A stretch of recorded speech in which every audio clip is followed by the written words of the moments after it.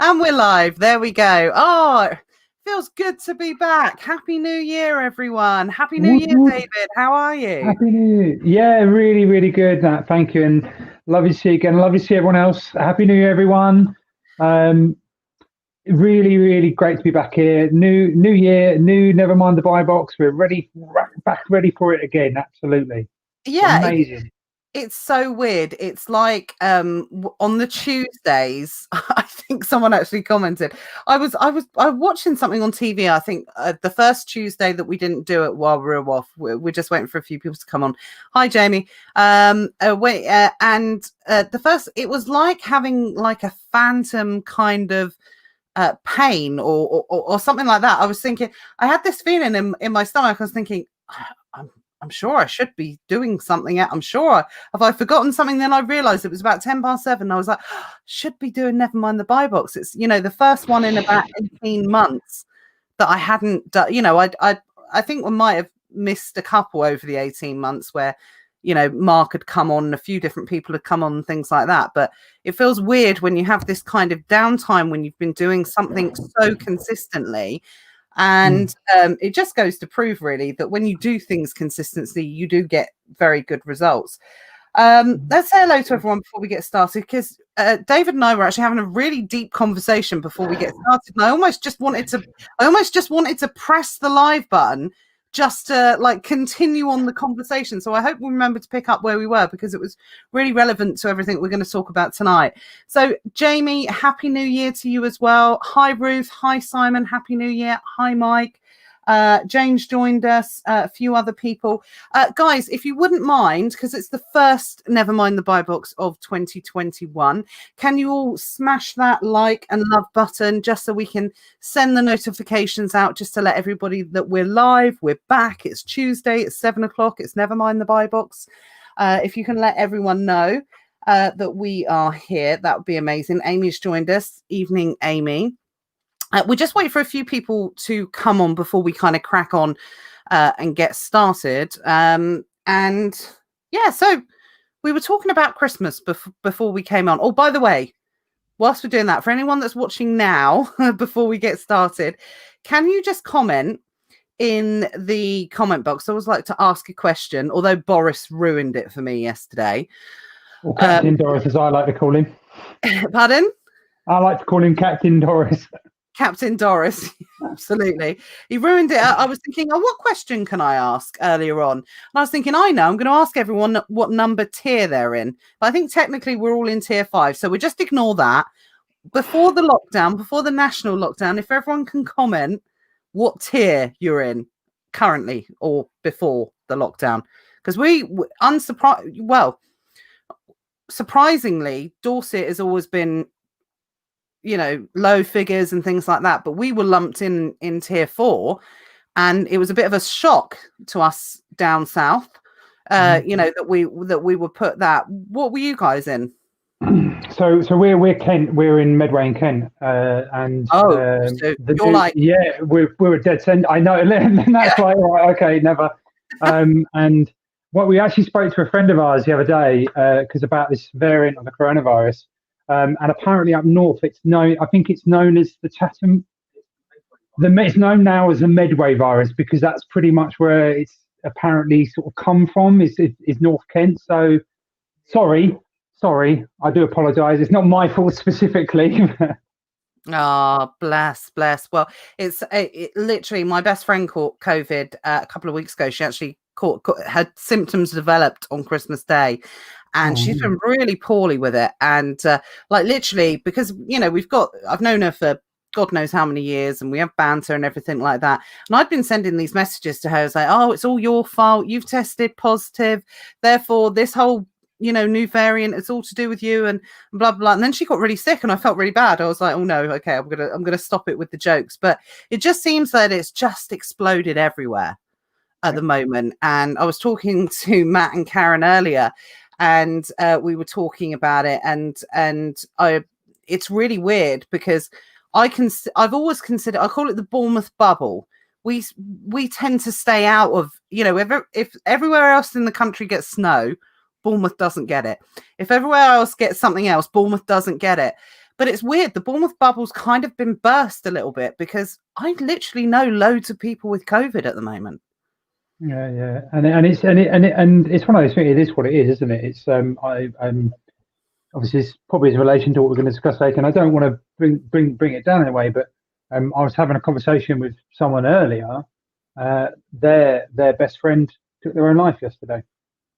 Oh my God! This whole yeah, and you know, and they hang themselves, and this is obviously this is the stuff which, you know, this whole situation is scary for everyone. It is absolutely scary, and we can't get away from the fact that this whole with COVID, and it is killing people and it is dangerous, and we do need to take it seriously. But there needs to be a huge balance, and I think it's quite worrying when I think we're worrying about people catching it, but there's such a bigger impact to it for everyone involved.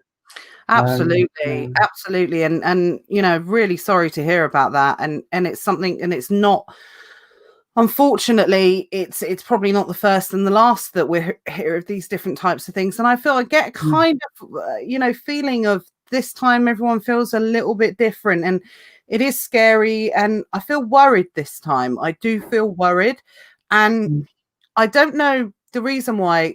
I think the reason why I feel worried, and like I said, we'll talk about it. I want to talk about, especially with you, David, I want to talk about lockdown mindset. And I think that I'm more worried because we already know we're coming into another, because the lockdown in December or November, whenever it was, that didn't feel like a real lockdown. No. It didn't really feel, it didn't feel like the first lockdown, whereas this feels like the first lockdown. And I think coming into it, I think that it definitely feels like there's, it's a bit more scary. It's a bit more worrying because we kind of know what happened before and how it impacted on people and how it affected people. And I know that we're all really fortunate in the sense that we all run businesses that predominantly have done relatively well out of this situation. And it's kept us busy. And luckily, you know, I'm sure there's many people watching this evening or in the group that maybe have lost their job over it, but they've been able to keep going because they've got an Amazon business and all these different things. But at the same time, it's not just that, it's the impact that it has. And I think that after coming off of the high of Christmas and Q4, it can be, especially for us as Amazon sellers, I think it can be really easy to fall into a kind of pattern of, okay, well, nothing changes for us. We're all right. We just carry on as we go kind of thing. Whereas we do need to respect it and take it seriously. And I know Sean Gilbert was live before this in his group. And I just popped in to say hello. And he was saying the supermarkets were so busy and they were packed and everything. And it just kind of feels like we've gone back to that crazy clearing the shelves. Everyone's getting toilet roll and mass panic has ensued again. Yeah, because sadly, you know, I don't get me wrong. I'm a very positive person. You know that I'm a very positive person. But sadly, you know, situations like this do take it brings the bad out in people, and it brings out the situations where people go insane. And I saw a friend post the other day a photo of a meat aisle, and again it's half empty from people that are going absolutely.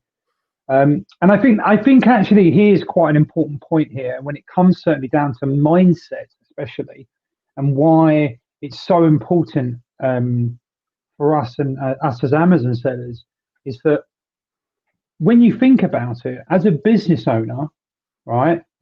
Sorry, Matt's making me some toilet roll. Yeah, cool. But I think here the important thing to be mindful is, as business owners, the idea is we need to have our mind. You know, we need to really think clearly and actually have our smarts about us. Obviously, a lot of us understand business better than most people because we are business owners. We understand the processes of it, how things sell and how things don't. And it's understanding that it's very easy for us to get trapped into that negative panicking cycle of, oh, woe is me, it's going to go bad. But the idea is that absolutely we are fortunate to be in a position we are in with our Amazon business. And obviously, as you know, I run other businesses with coaching and other bits. That's all online. I'm very fortunate for that. But it's trying to understand that if you focus on negativity and you focus on the struggles that we're having at the moment, I'm not saying none of us are. I can't imagine anyone in this room at the moment has not been affected by COVID and this pandemic in some way. We all have in different ways. I don't know if you reckon there was a quote that was coming out a lot last year, which was, "We're all in the same boat." I don't know if you heard that coming out quite a lot. And it's a sweet sentiment at first, but absolutely, when you actually break it down, it doesn't make sense, because we're definitely not all in the same boat. We might, all our boats are different, I suppose, how we're dealing with it, right? And the idea is that what matters here, really, when dealing with a pandemic, we're dealing with a lockdown, we're dealing where we are, it's how you choose to deal with it. And obviously coming to understand that there are certain things that are outside of our control. Absolutely. I haven't got a magic wand. I'm not apparently I've got the glasses, but I'm not Harry Potter. I can't magic COVID away. I can't. But what I can do is I can focus on what I can change, and I can focus on, right, what is it I can work on? You know, I've, like you, Nat, and I know we'll come on to this later, I had a break over Christmas. I took a week off. Okay, literally stopped. No Amazon stuff, none of my coaching, none of my business, anything like that. Other businesses are stopped. Right, but I've been back on it. Right, and I'm because I'm so positive about it. I'm really focused on where my end goal is, where I'm going to get. I'm just smashing through them, and I'm not saying that to be big-headed, because you know I'm not like that. I don't like to be like that, but it's important mindset. So it gets me how people just don't think about it. No, absolutely. And this is exactly what we were talking about beforehand. So I was saying to David, because we were chatting beforehand, we were saying, did you have a nice Christmas? You know, the usual things you say to people just after Christmas and New Year. We both sort of said the same, and I'm sure everyone's in the same boat. There you go, I use the phrase. Everyone was in a similar position, in the sense that it was quite a muted Christmas, but it was lovely. I've just totally focused on my kids. Didn't see the amount of people that we would normally see. Not something I would do every year, but I did enjoy it this year. And I think this is the first year that I'd said to Matt, I'd said to Karen, and I'd said to a few people around me, I'd said in ESN, I'd said in the groups and things like that. Do you know what? I'm going to have 2 weeks off. I'm going to have 2 weeks off. We haven't had a holiday this year, like most people. I'm going to have 2 weeks off, and I'm going to disconnect. Now, I actually laughed at myself when I said that, because I thought, there's no way I'm going to be able to disconnect. And the first couple of days, I'm answering questions, and I'm doing this and I'm doing that. And by the way, I didn't disconnect completely. I still kept my hand in things. But I did have this 2 week period off. I shut my computer, I shut my laptop, didn't open it for probably about 10 days. Anything I did it on my phone, and just totally focused on the kids, focused on the Christmas period, enjoyed Christmas TV. I said to David, even watched the Christmas Day EastEnders special. Don't even know, when that happened. But, oh my goodness, I just came back so fresh, focused, goals, planning, everything completely done. Like you, this week, just getting it done, smashing it out the park. Then, obviously, we had a bit of an issue with the lockdown and the kids being off. And I was saying beforehand, we sort of knew it was coming. And Matt asked me this earlier as well, and it was interesting because Matt said to me, and this is this mindset, because Matt said to me earlier on a call that I had with him, he said, well, are you going to be all right? Not coping with everything, but I know how family focused you are. The kids are going to be off. Are you going to be all right? And do you know what? I was kind of shocked with what he said, because it hadn't even entered my mindset, because I'm so positive. I'm so on everything at the moment. I'm like, yeah, I just need to manage my time effectively, which I've become really good at over the last 12 months, or a lot better at, certainly. and just need to jiggle things about. It's just a challenge, but it's a challenge that we can adapt to and we can overcome.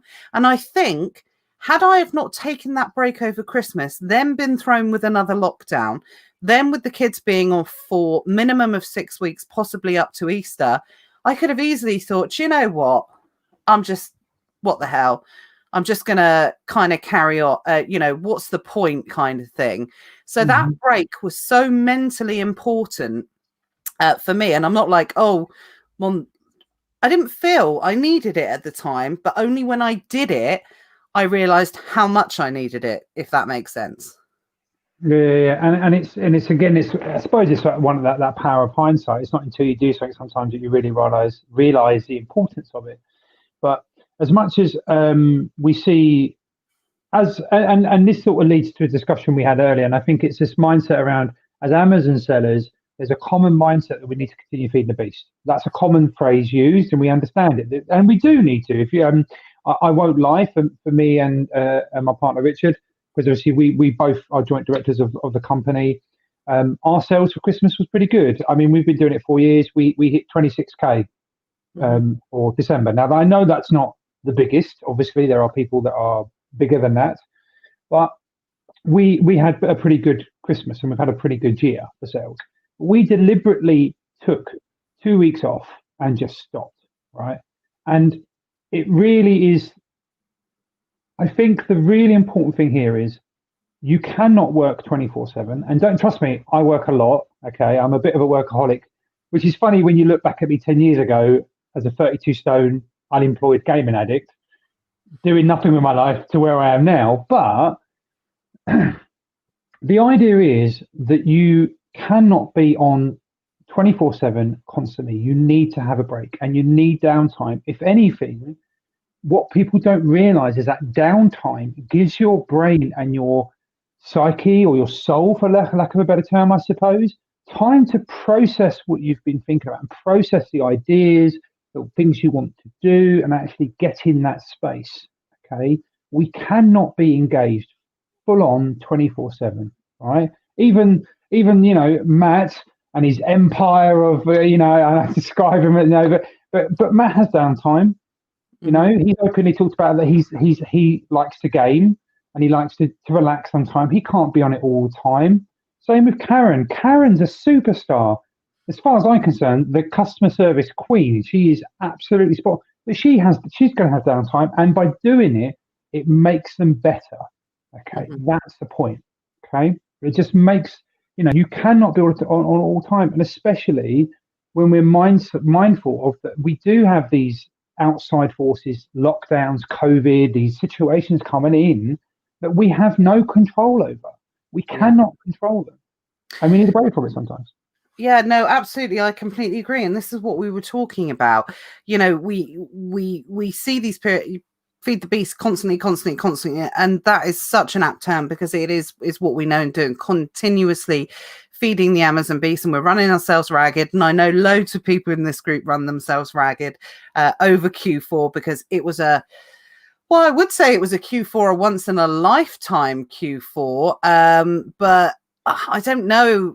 It might not be moving forward. Certainly for the next couple of years, we'll have to wait and see, of course. But the trouble is, when you allow something to consume your life, you allow it to define you, and this is what we were talking about. You become defined by Amazon. And that's amazing. And it's good to have this focus and to be able to really, really focus.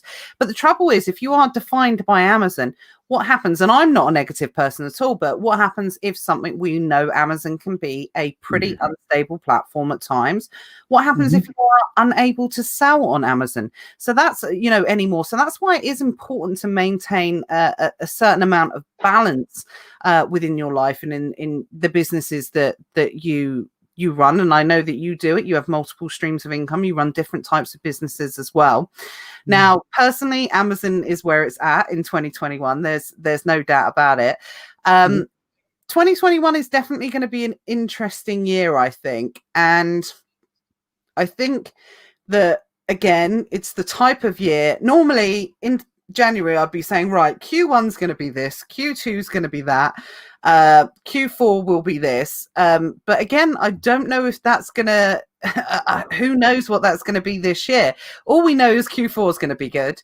I personally think it's going to be a case of Q1 is going to be awesome for people because we're in a mini Q4 again. So I think that's going to be awesome for people.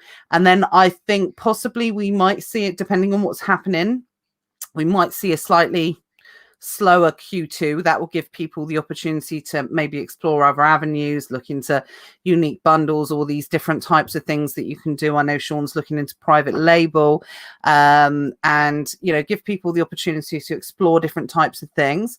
Q3, possibly, again, a little bit similar to what we had this year. We've got those quiet months in Q3, August, which unless you're selling swimming pools and lots of summer goods and things like that, tends to be a little bit on the quieter side.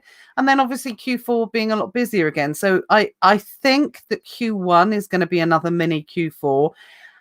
And considering that they are saying, especially to the parents, the schools, 6 weeks possibly to Easter, they've issued new grants today for certain types of businesses.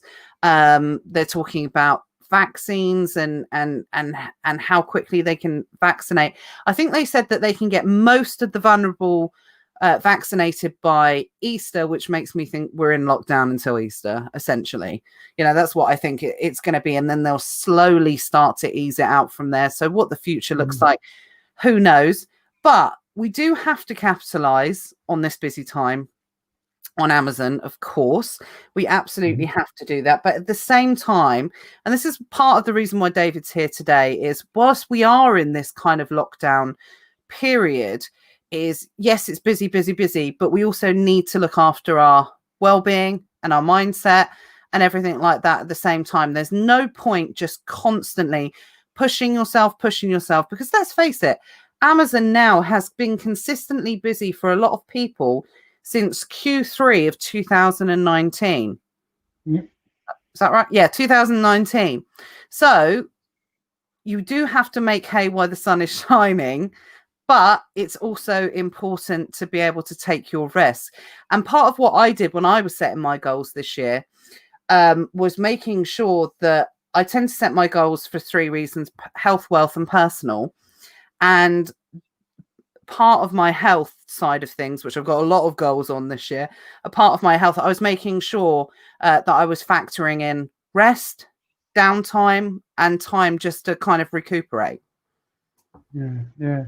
And it's so, and then the point is, it's so important. And again, I do heavily promote, because, you know, I am a life coach, I'm a weight loss coach, and I have my own journey of tuning to my own lifestyle and actually getting back to a person that I'm proud to be. But I think people, certainly as business owners, I think they commonly forget that, right, the core of your business, and in the most important part of your business, every single step of the way, is you. It's your best, most important investment you will ever make. Okay. And as far as I'm concerned, right, you need to invest in your health, right? You do. Okay. Because if you don't invest in your health, you're going to pay for it later. Right. And I'm talking as I see numerous clients who they're in their sort of 40s, 50s, 60s, and they're getting health scares because they're running themselves ragged. You know, their blood pressure's up, their cholesterol's up, they're overweight, they're struggling. And the point is that your business is not going to survive without you, right?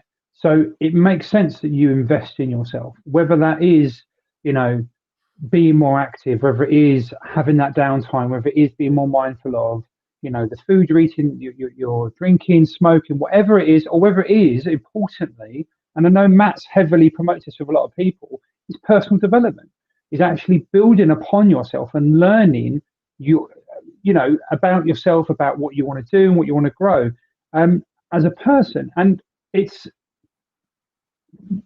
certainly within an Amazon business, normally the focus is on the systems and processes and learning of Amazon. Okay. And as you know, Nat, it's a lot to learn. We cannot get away from that. And then, you know, and that's why, for example, the Elite Sellers Academy is so important because it's giving people the support to develop that area and actually learn sides of Amazon.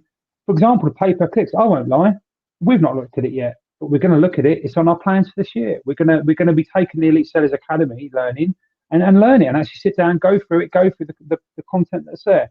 But the point is here, I think, really, is there's only so much time in the day and the year, right? And the one single thing, and it sounds quite grim, but it's a simple fact of it. We know that our time on this earth is limited. We do not live forever.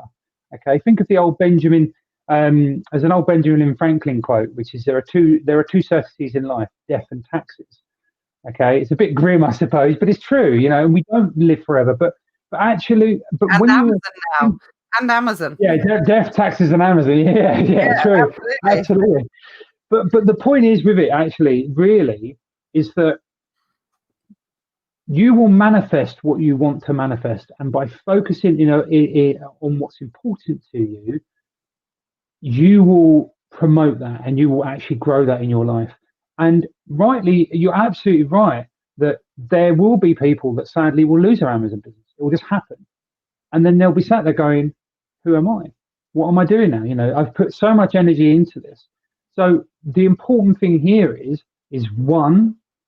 to, if possibly, try to disconnect your identity away from an Amazon seller to a degree. Don't totally, because it's part of who you are. Okay, and it's like anyone when you meet. Well, I was going to say when you meet them in a pub or when you meet them in person. That ain't happening at the moment. But no, it's not. But you often people will say like, so, oh, hi, my name's Dave. What is it you do? What's your work? What you connect to your identity? But it's understanding that your identity is more than just your work, your business, what you do. It's your interests, it's your hobbies, it's what you enjoy doing. There's small things like watching Christmas EastEnders on Christmas Day. I can't believe I read that. Well, why not? I mean, oh my God. It was so depressing. I wish I hadn't watched it. It was so depressing. I think someone got murdered or something like that, or someone might got murdered on Boxing Day. I don't know, but it was just that kind of nice break, definitely. But yeah, I maybe won't admit that one again. No, which is fair enough. But absolutely. But and the point is here is, and I think I suppose psychologically, when you look at it, as human beings, we often worry what people think about us and worry what, judge and, oh, I'm doing that, I'm worried about that. And that's understandable to a degree, but it comes to that point of, at the end of the day, what works for you is what works. And if you enjoy it and it makes you happy. And I think that's probably the biggest issue that a lot of probably Amazon business owners don't really think about is, that they're doing the grind, they're doing the push, blah, blah, blah, feed the beast and all that sort of stuff. But they're not often thinking about, who are they without their business? And what, if you take your business away from that mentality, who are you? What is it you enjoy? I mean, we've got hobbies and interests as well. I don't think a lot of people actually know, and they don't take the time to figure out what they want. And once you have, and I did that last year, I took the time to figure out what I wanted last year. And it was a game changer. And I know I use that phrase a lot, but it really was, because by going through and really working out not only what I wanted, but what I didn't want as well, because I think that's an important process. It really helped me identify and helped me write my goals for this year, helped me plan for what I wanted to achieve this year and in what direction I wanted my business to go, where I wanted it to focus, and all the things that I think people struggle with. And once you kind of break everything down and work out those core or answer those core questions and truly answer those core questions. And this is something I'm going to talk massively this week about in Elite Sellers Academy. And I was going to say this is part of Elite Sellers Academy on Thursday, but it doesn't really matter. I actually gave my Matt a coaching session this week. Which was really weird. I actually gave him, which he's never let me do before. And we had this, and it was very much done of not husband and wife, because I think that's sometimes a mistake we've made when I've tried to do things like that previously. It was like coach to the person. Now, Matt is someone that would never be coached by me or anything like that, but it was just an interesting kind of exercise, because Matt is kind of a bit of a crossroads in what he wants to do as well permanently, because it's not all about Amazon at the end of the day. Mm-hmm. There's other things and new things he wanted to learn, but he'd never really gone through that exercise of identifying what he actually want and what he didn't want.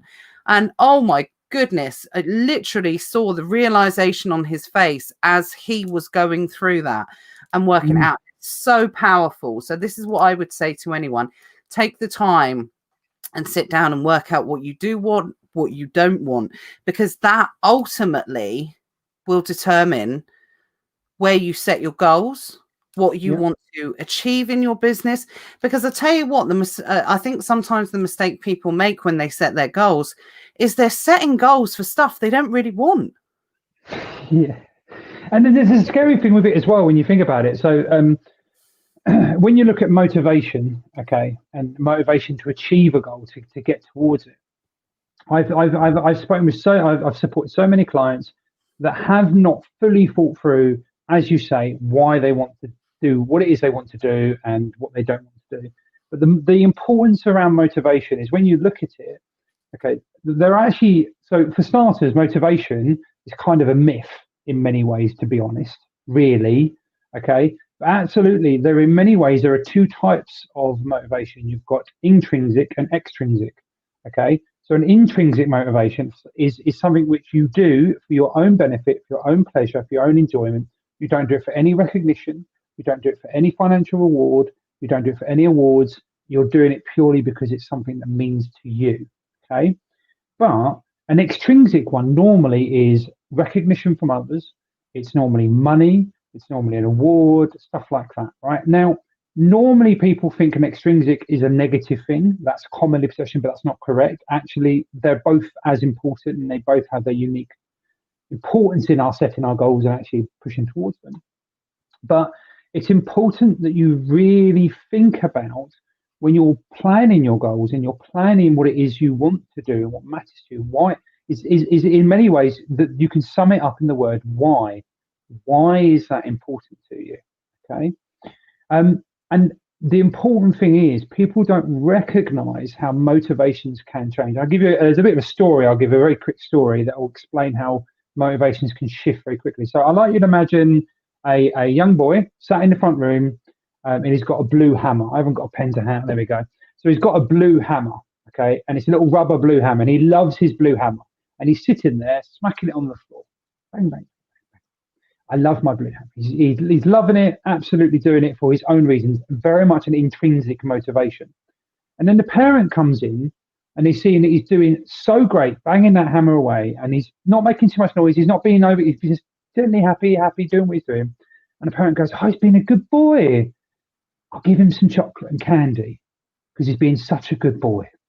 Gives him the candy. And the young lad is not going to, the boy's not going to say no. Obviously, he's going to go, thanks, yum, yum, yum.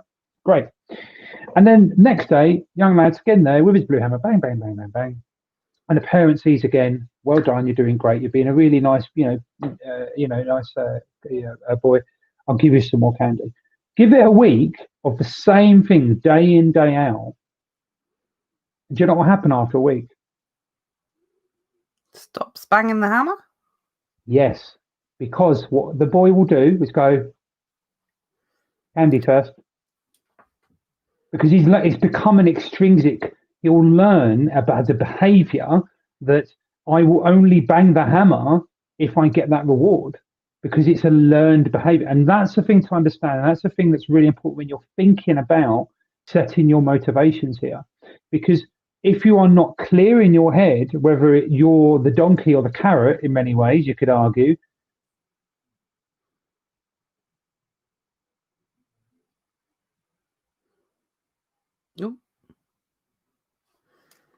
Yeah, David's frozen for me. I don't know if he's frozen for everyone else. I'll just give it a couple of seconds.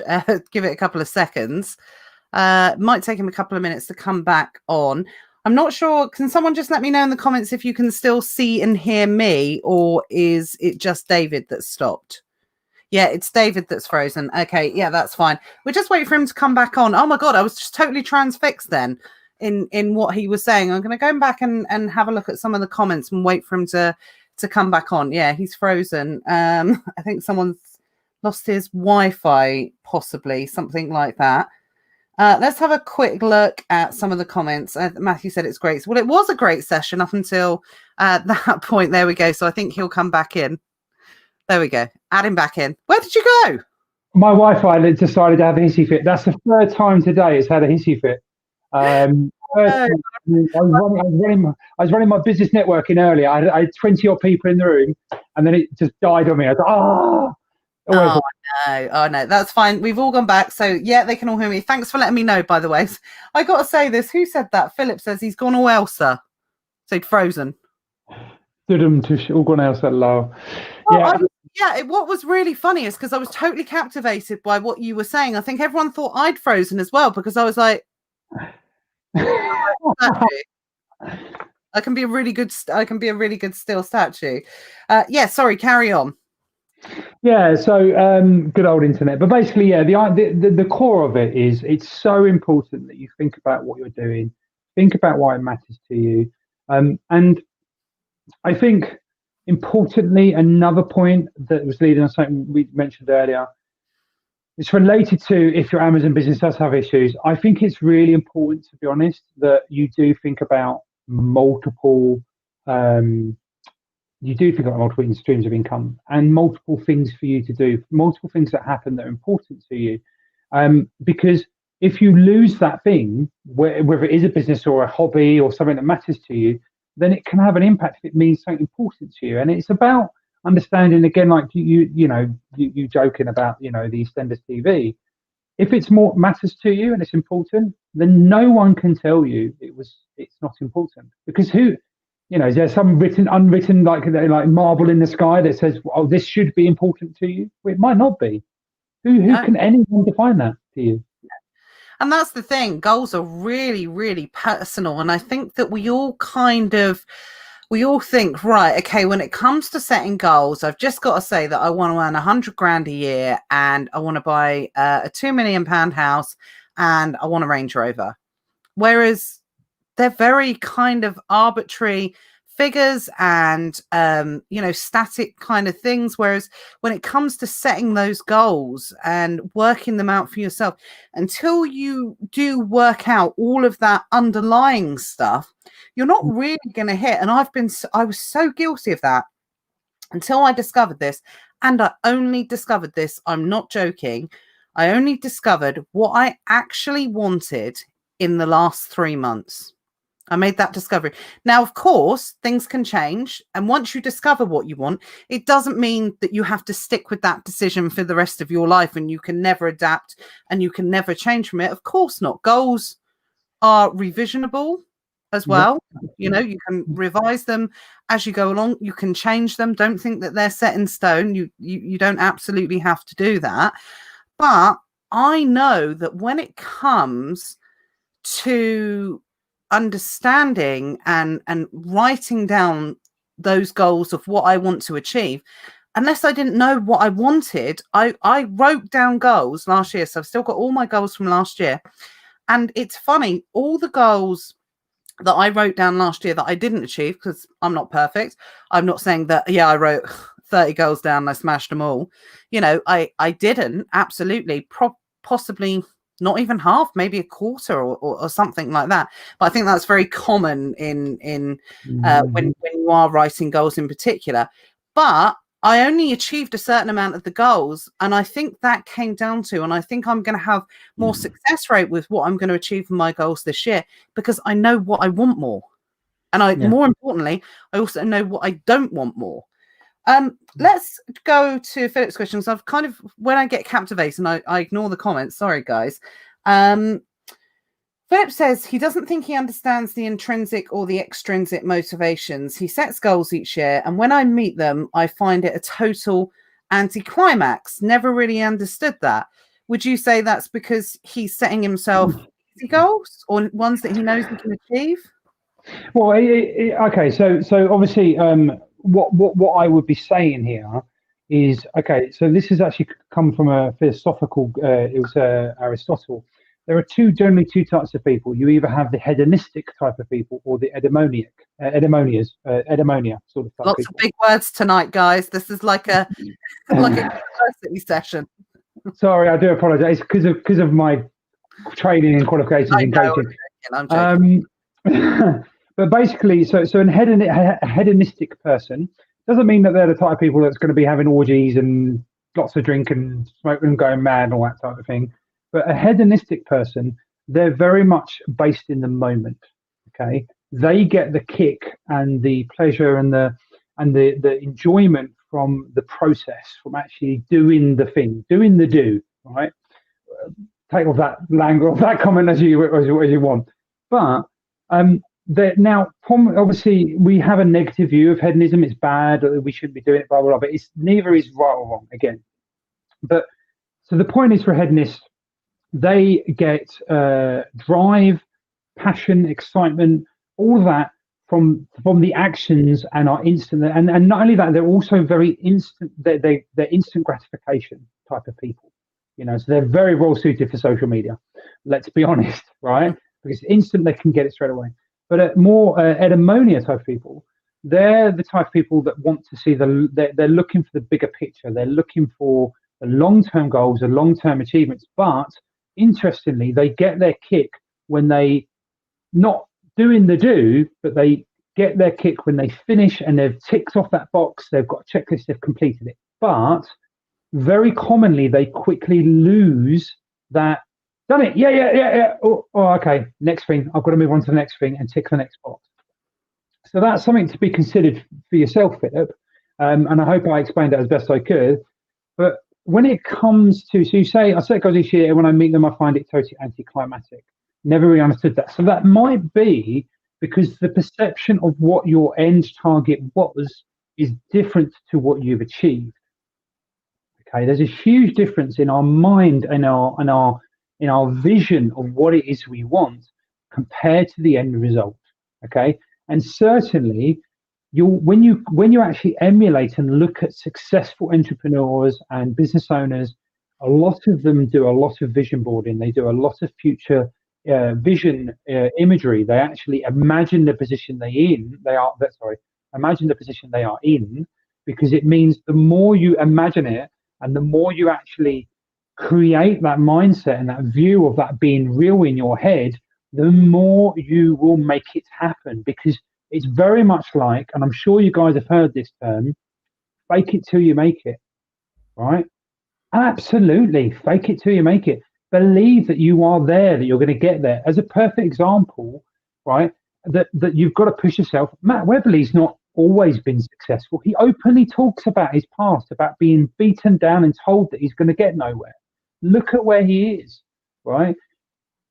I imagine for him, a lot of it was he's having to say, this is where I'm going to be. And when you hear him talk about his story and about his journey, he talks that he's very much, yeah, I'm going to be here. I'm going to smash it. I'm going to push myself. That's where I'm going to be. So for you, Philip, maybe you need to start re-looking at how you actually approach your goals, how you actually approach setting them up. And the interesting thing here is commonly the goal is not the problem, but the steps we make and set up to achieve that goal. Okay. So, I've seen so many people fail goals, and I'm sure many of you maybe have made New Year's resolutions and maybe have already broken them. That's very commonly the idea. And it's just understanding that how we choose to do something and how we really decide, is it important to us?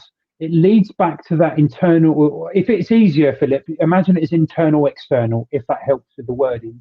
That if it's an external goal, you're just not going to be as committed to it, right? If you're at work and your boss says to you, right, I've got a deadline, I need it done by Friday, and I know it's a job you hate doing, but I want it done, it needs to be done.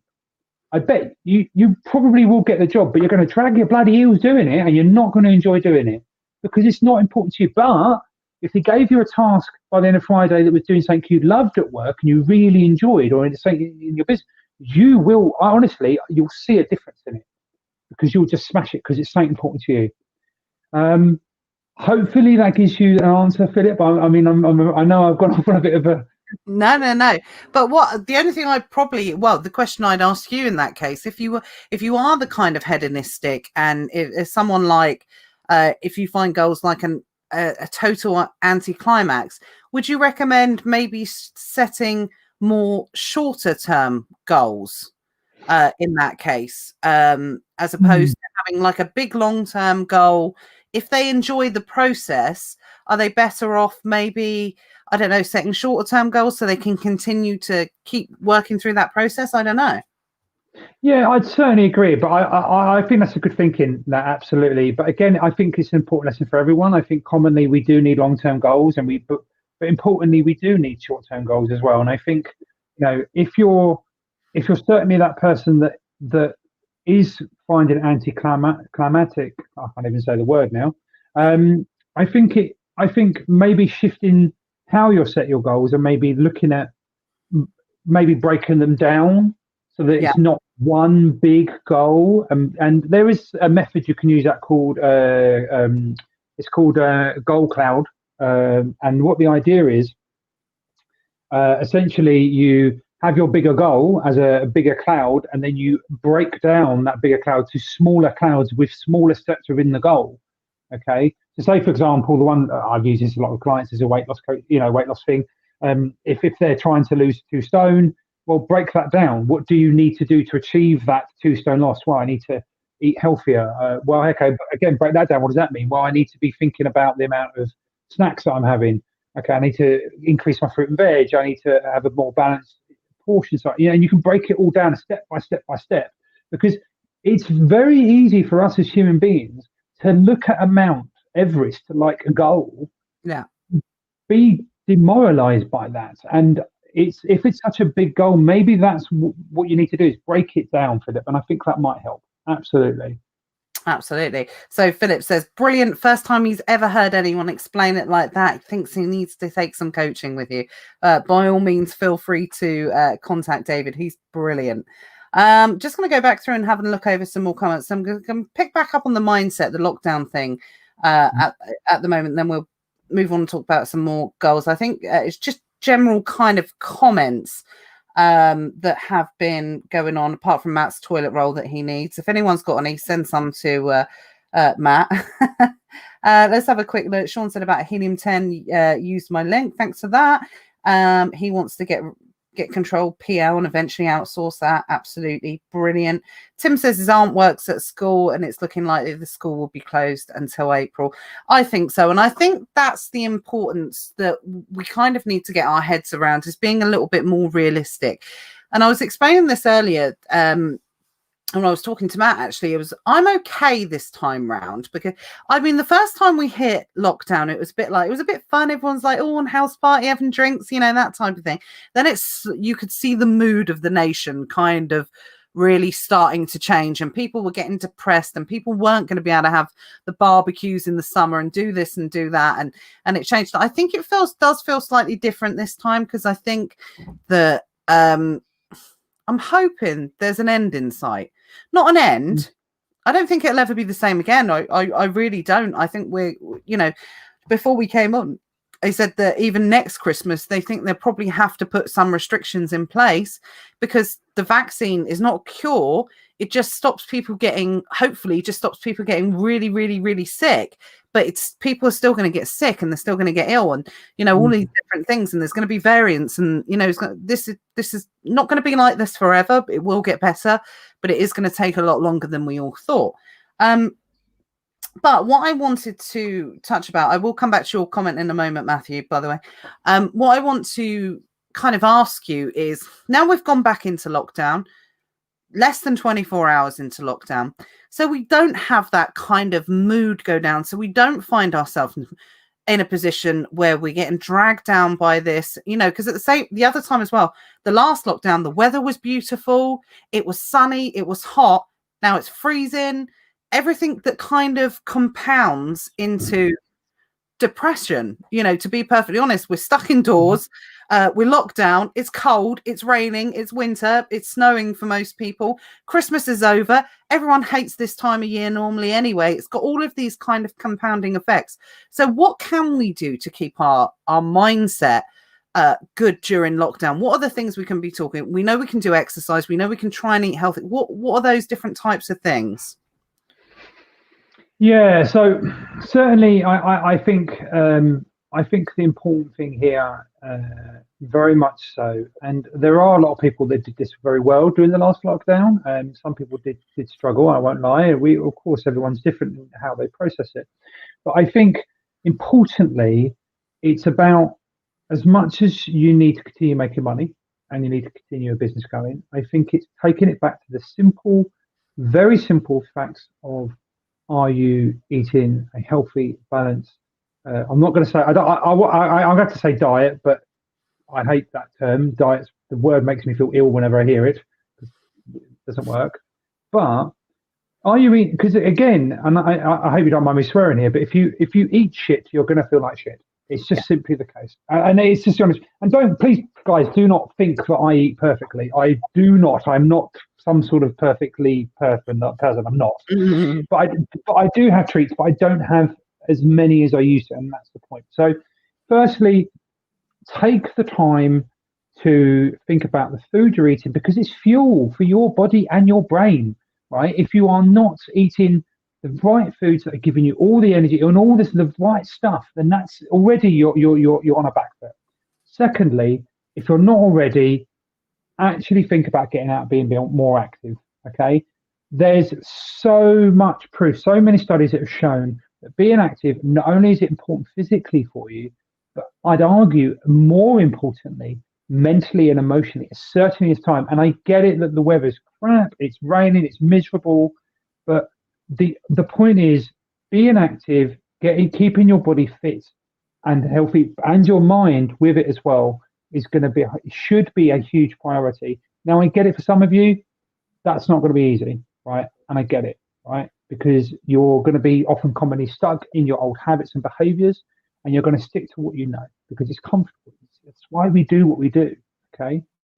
But it's about understanding that we cannot be in this position forever. Things will have to change. But it's being mindful, really, what is it that you can focus on? So so there's a thing called a circle of control and circle of influence. Okay, so the circle of control normally is quite small, and when we actually focus on this circle of control, this thing that's very small, these are things that are within our control. We can focus on those, and we actually have active ability to manipulate and influence those things. Our decisions and choices, we can actively change the results in that area. Just outside, we have that. It's a bit hard. Normally, I share a thing with it.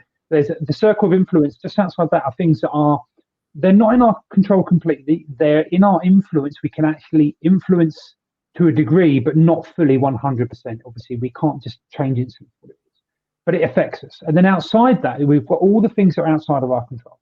Okay, so things like World War III, right? If it happens, I would be quite concerned if I was the controlling factor on whether we had World War III or not. What have I done to cause a World War III, right? But the point is, we spend so much of our energy and time focused on that outside, out of our control, and it causes stress, anxiety, depression. And the point is, again, this comes back to physiological understanding that energy. See, the main reason we eat food is energy, and for our body to process stuff, it requires energy. And it actually, by focusing on that outside stuff, the thing we can't control, what you're actually becoming is you're becoming a reactive person. You are just reacting to things. Bad stuff happens, I need to react. We're in lockdown. Oh my God, I need to sort this. Oh my God, it's going to ruin this. Oh my God, I need to do that. And you're running around like a headless chicken, all that energy. By focusing on that smaller, but make the circle of control, the things you can control, not only will you start to make that bigger, because you'll start to realize you can control more and more things, right? Because you are thinking about it, you actually understand what you can control. But importantly, you will become more proactive. You will start setting your goals. You will start thinking in the long term. What is it I can do? What does matter to me? What can I change? Right? But being proactive, using all that energy from the outside and making it more to the center and controlling and being very precise about what it is you want and why you want it and what you're going to do about it, your energy will be so much better used, right? Because we waste so much of it. And I'm not going to get away from the fact that this whole lockdown situation is horrible. We don't want it. We want to live our normal lives. Of course we do. But be mindful, right? There is only so much you can do, and be grateful for what you have, because commonly we do, and I think this is a big thing for everyone last year, a lot of things that we took for granted that we didn't think about, suddenly come up, we lost them. So it's sorry, I've got to help myself. I'll go on a high horse. I can't help myself. No, not at all. Right, let's have a quick look. So Matthew said he feels he's at a crossroads at the moment. So much to do with the day job, rent-to-rent property business and Amazon business. Morning goals are mostly to-do type kind of goals in each context, and then doing meditation to calm the mind. So much of this talk is resonating. Well, that's good to hear, definitely, because I think it's something that, we talk about Amazon a lot and we talk about these different types of things, but obviously, David, when you come on, we go a little bit deeper and delve more into the coaching side of it, especially for the mind and well-being and everything like that as well. Someone on YouTube has said, just read Atomic Habits, save listening to this shit. So thanks. I don't know if that's a recommendation for a book. So there we go. Always happy to give people a shout out, definitely. But I think definitely going into this lockdown that things are definitely they feel a little bit different.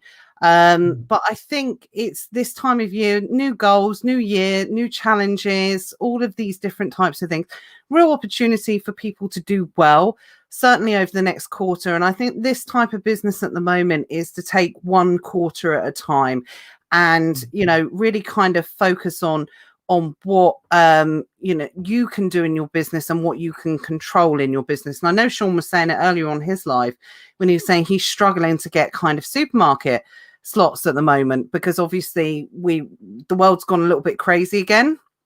Toilet rolls are going, shelves are being cleared, all these different types of things. So again, it's not really something he can control too much, because if you can't get the slots, you can't get the slots. There's not a magic amount of slots for people that can manifest them or anything like that.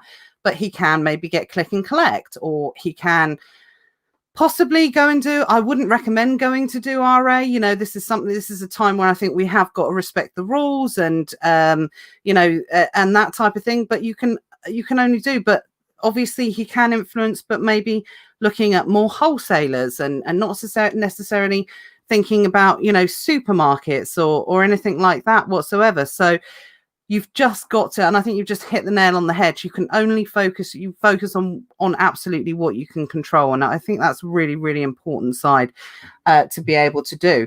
Now, we're coming up to 8 o'clock. So the hour's gone really, really quickly. I'm going to be on with Luke next week, actually. So we're going to talk more about kind of general kind of Amazon stuff because there's been a few changes, been a lot going on over Christmas. We've had all the requests for declarations of conformity, the IPI scores have been lowered. So everything like that, we're probably going to talk about a bit more next week. So let us know if there's any questions before we go. But just quickly, before we go, David, I'm just kind of going through my notes. We've talked about mindset. We've talked about lockdown mindset, what we can control, what we can't control. So just taking us back to the goals, is there any type of set amount of goals that someone should set, or does it all come down to working out from making, what you want kind of thing? Yeah. So, I mean, obviously, if I were to set myself 500 goals, right, say that's a random number, it's important to think about, will I be able to achieve all of those? because you've got to understand from a motivational point of view, in many ways, if you're setting yourself a lot of goals, but you don't achieve them, it can demotivate you. Okay. But it sort of comes down to, are we setting a goal that matters to us, or it's for someone else? Okay. That's going to change about the importance.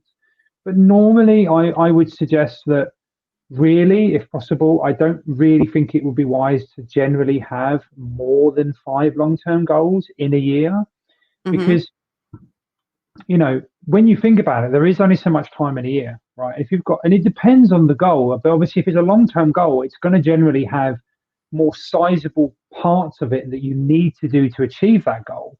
Okay. And if you think about it, say if you pick 5 easily, I mean, we've only got 12 months in a year, and that time can go by quite quick, but I would say normally, if possible, I would generally try to focus on as little as, less than 3 if possible, long-term goals for a year, but try to break things down into much smaller steps. Now, you can have when I look at my calendar, I've got tons of tasks, tons of short-term things that I need to get done.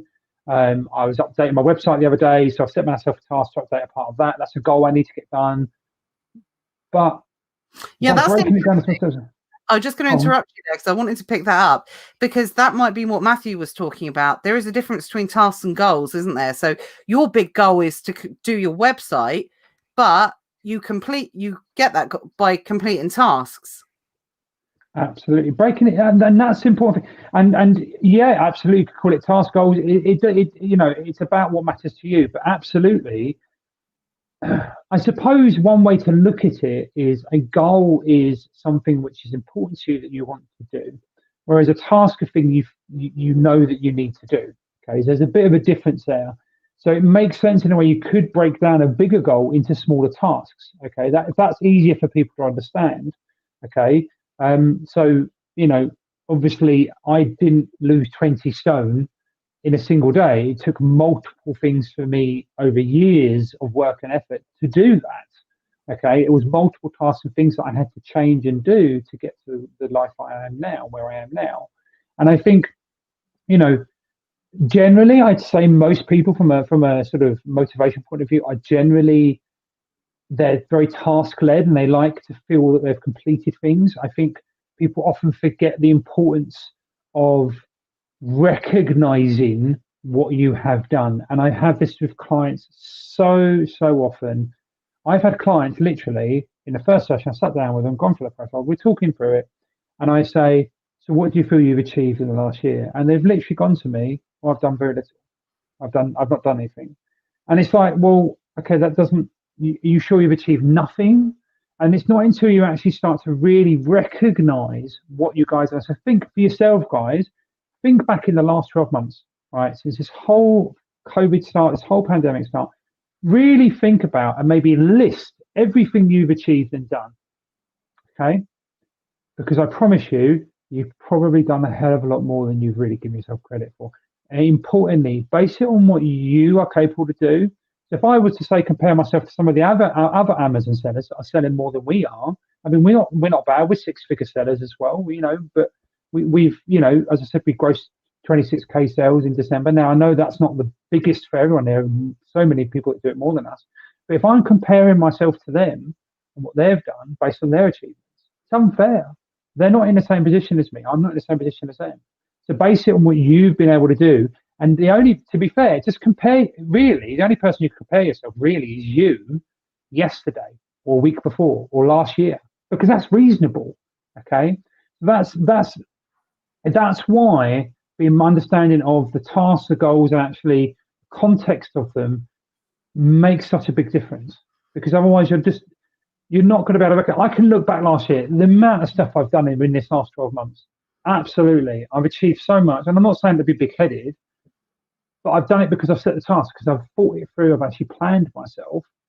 And you know what? It makes me feel amazing. Absolutely amazing that I've done it. So just think a bit about it. It's really important. And that's really important, absolutely, to make those recognitions of what you've achieved, because I tell you what, a lot of people don't do that. They definitely don't do that.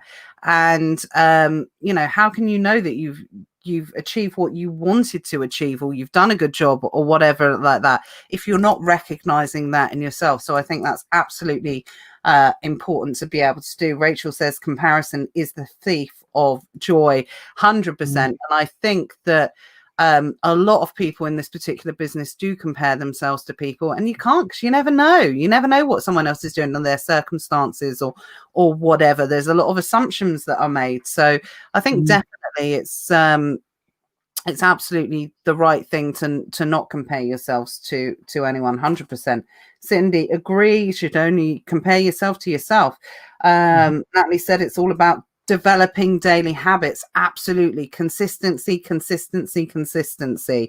Matthew says, that's amazing. When I spent time thinking back on 2020 and all that happened, it was a monumental year in the gym of life. Absolutely. I think so. And I think we kind of forget that, you know, we've all been through a lot over the last kind of 12 months, and the next 12 months are looking like they are going to be a little bit rocky as well. But the good thing is we've already been through it. We've got a bit of a benchmark, so we know what to expect a little bit. But what we do know is the opportunity on Amazon is obviously going to be amazing over the next 12 months. And of course, we're going to be here every single week to support you. And we've got lots of stuff coming up over Secret Wealth Project, definitely over the next 12 months, to take you in a bit of a different direction.